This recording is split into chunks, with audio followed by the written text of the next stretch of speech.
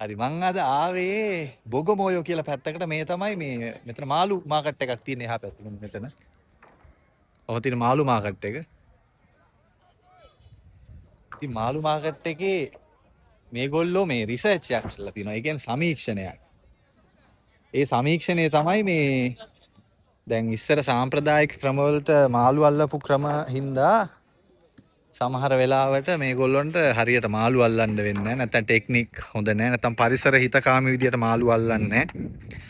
ඉතින් ඒ ඔක්කොටම විසඳුමක් ලෙස තමයි මේගොල්ලෝ තීරණය කළා තියෙනවා මේ අපේ අන්තර්ජාතික කෘෂිකර්මයේ සඳහා වූ අරමුදල කියන එකේ.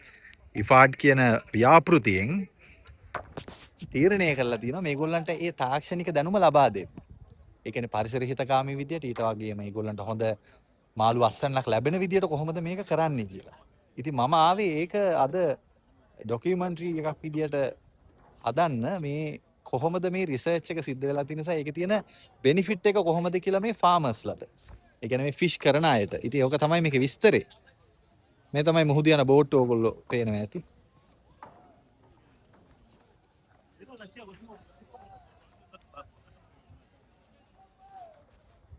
මෙතන මේගොල්ලෝගේ ප්‍රධාන දෙයක් තමයි මම මේ දැනගත්තේ අර ඒ කියන්නේ හරි ටෙක්නික් එකට හරිබු ටෙක්නික් එකට මාළු අල්ලන එක ගැන එච්චර දැනුමක් නැහැ. ඉතින් එහෙම දැනුම නැතිකම නිසා හරියට මාළු ඇල්ලෙන්නේ නැහැ සහ විවිධ දැල් වර්ග භාවිතා කරනවා. එතකොට අර මාළු අල්ලන්න තියෙන මේ මත්ස්‍ය සම්පත කියන එකට ඒක හානි වෙනවා සමහර වෙලාවට. ඉතින් ඔයගොල්ලෝ මේ දකින්න ඇති ඒගොල්ලෝ බැම්බු යොදා ගන්නවා විශේෂයෙන් මේ මාළු අල්ලන එක ටෙක්නික් එකක් විදියට. ඉතින් ගොඩක් අර නූතන ආකාරයේ ටෙක්නික් මේගොල්ලෝ භාවිතා කරන්නේ නැති එක තමයි මට දැනගන්න හම්බුනේ.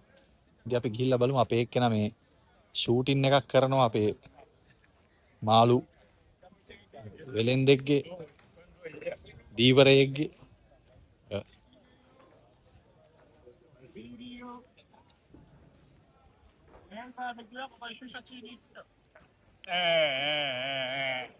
Mmoja. Huo mkono ඒක තමයි අද විස්තරේ. එහෙනම් නැවත වීඩියෝ එකකින් හම්බ වෙනන් ටන්සේනියාවේ ඉඳලා ඕකේ. ජයින් ජම්ප් වේවා.